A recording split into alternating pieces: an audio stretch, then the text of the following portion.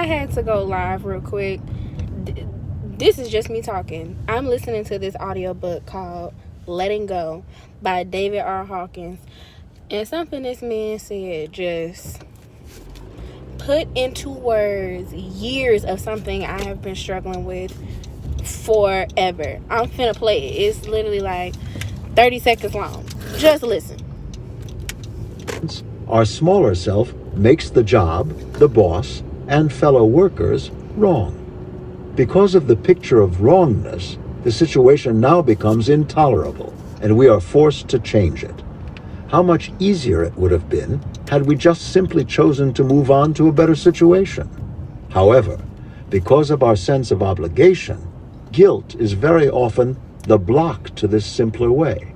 In other words, because of what has benefited us in a situation, we feel guilty about leaving it.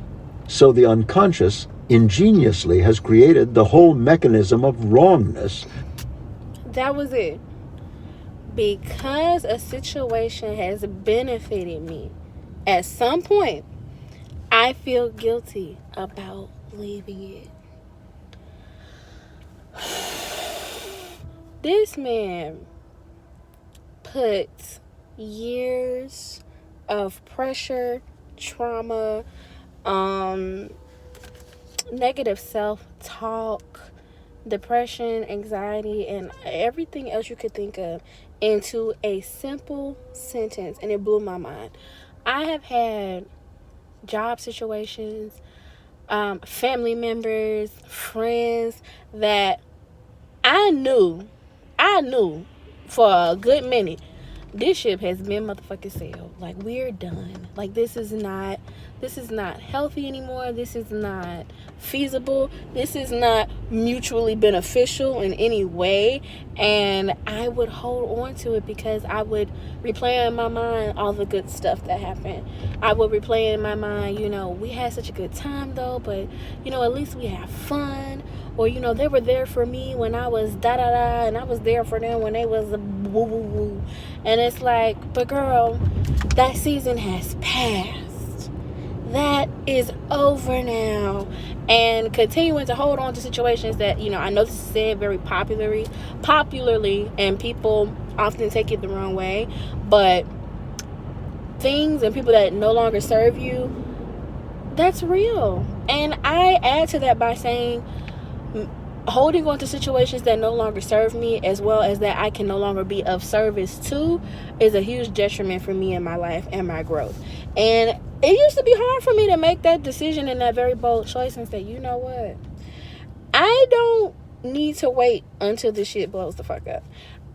You don't have to wait until somebody does you dirty or a situation feels absolutely intolerable and unbearable to leave it. You don't have to wait for that. And I've noticed the pattern in my life has been, usually I would wait or look for something like that, and either it would come and it would be so bad that I literally would just wish that I would have gotten out earlier, when I just got the subtle inclination that this relationship was no longer for me, this friendship was no longer for me, this job was no longer for me, this circumstance, whatever.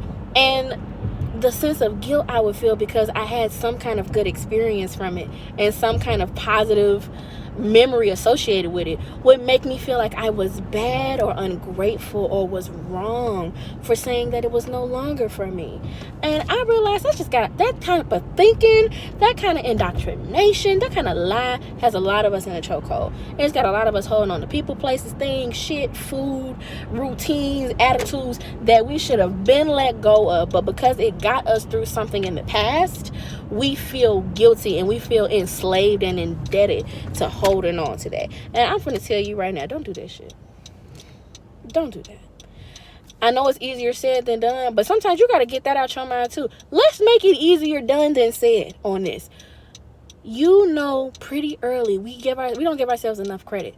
We often have those inclinations, that intuitive nudge, something, even if it's numbed down and suppressed under society and thoughts and us, maybe repressing our emotions. We often get an inkling some kind of red flag, some kind of sign or symbol that the situation we're currently in, the people we're currently talking to and dealing with, or something that we're currently doing is no longer working for us.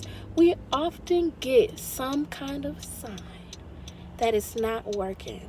But we have been so programmed and brainwashed and polarized into thinking that if it's not spelled out in big, bright, bold red letters and the sky ain't falling down and 30 million people have it come up to you and said, stop, turn around, go the other way, that we think the small sign is not valid enough for us to listen to it. And I think that is so dangerous. And that is what causes us a lot of suffering, and we prolong remaining in situations that are no good for us because we're looking for this big reason. A little reason is a reason. A little discomfort with someone is enough. You don't have to wait until somebody put their hands on you, cuss you out, backdoor you, steal from you, lie to you, lie on you. You don't have to wait for that. You can know a person or a place or a thing is not for you early and leave. It is okay if it worked for you 2 weeks ago. But it's also okay if 2 weeks later it's not quite giving what it used to give and it's time to move on.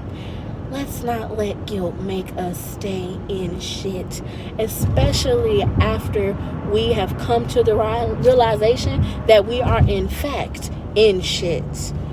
Let's not do that, because I realized for me it caused me to be in a state of denial. So I started to just deny things that were blatantly in my face, that were red flags and that were problems. Whether it was friends, look, it could be one little thing you said that just made me be like, that was a little concerning. But you know, they going through a lot, so I ain't gonna say nothing. And here's the thing, maybe you don't have to say anything, but you better note it. You better note it. And remember that you saw what you saw and that they said what they said, and move accordingly. Like, I feel like I'm all over the place with this, but I feel like the concept of what this man said and how much I resonated with it is applicable to so many different situations. It's applicable to so many different things. Not leaving situations that are no good for us or just not aligned with us out of guilt. All out of because it used to work before. All out of because you feel like you're ungrateful, or you're not grateful for, maybe what that previous thing did for you. Like, for instance, I recently transitioned from a super dope job that I actually talked about on my channel in order to pursue my own business venture and everything. And the company has been super supportive of me, everything. Like, it's a crazy ass story. But I felt guilty about transitioning out of this job that was, I realized the kind of work really wasn't for me, and I was ready to take a chance and bet on myself and do my thing with my business. I made it so hard on myself to tell these people that I was ready to leave and transition that shit felt like a fucking prison sentence to just go in and give my 2 weeks, or just say, this isn't for me. I caused myself to suffer because I started to tell myself I would be ungrateful and acting out of, a lack of gratitude because of everything that these people had done for me and the opportunities that they afforded me by coming to work this job. The fact that I got the job, I didn't have maybe most of the requirements, but they really loved my skill set and felt that I could do it, that I felt that I owed them to stay. Girl, bye. You express your gratitude. You just like, I ain't gonna go too far on that. But all I'm gonna say is, again, I can relate. I'm sure you can relate. And really, I'm just venting. Like, this ain't no life advice. Well, it is kind of life advice, low key. But like, this ain't no intuitive entrepreneur stuff. But low key, it can be. It can be applied to entrepreneurship, life, love, relationships, family, friends, your big toe once you just stubbed it, everything. This is applicable. It's okay to leave situations and transition away from people and things that are not aligned with you anymore. It's okay. And if you have the emotional intelligence and the mindfulness to be able to tell when you're, just actually being selfish and being foolish and getting ahead of yourself in certain decisions, that's one thing. That kind of self-awareness is key. But it's another when None of that is the case.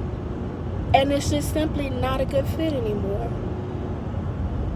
We got to give ourselves definitely more grace. Yes, 100%. And I know people say that a lot and say it loosely sometimes, or even religiously, or whatever the case. But like, no, I really mean that. We do need to be a lot kinder to ourselves, because the kind of kindness and understanding you would give your bestie, your friend, that man that you're talking to, the kind of understanding you would give them for going through something, you need to start giving it to yourself. You need to start allowing yourself to make mistakes, or allowing yourself to be like, you know what, I'm just trying to figure this out right now, and whether this is the best decision or not, I'm gonna just take my time. We need to give that to ourselves more, instead of beating ourselves up and keeping ourselves in a chokehold and shackled to people, places, and things that are low-key killing us, and stifling our progress as people, and just sucking the literal joy and the literal life out of our lives, all out of guilt and all out of feeling obligated to be there. Girl, you ain't obligated to be nowhere. Girl, you ain't even obligated to be here. Somebody else made that decision, decided to pop you out. You ain't obligated to do nothing. So yeah, that was it. I just felt like sharing those thoughts and sharing that snippet from the audiobook Letting Go by David R. Hawkins. That book has really been changing my life. It's really been helping me put some things into perspective, and it's really been a great tool for me to revisit some things that I thought I knew and I thought I had down, and then I looked at my life and I was like, no, I ain't quite got that yet. I ain't quite got that together yet. So definitely check that book out, and if you do read it, if you do listen to it, like, let me know like what you think of it, or even if you don't want to let me know what you think of it, girl, just listen to it, because it's a great book. But that is it. That is all. Have a good one. Goodbye.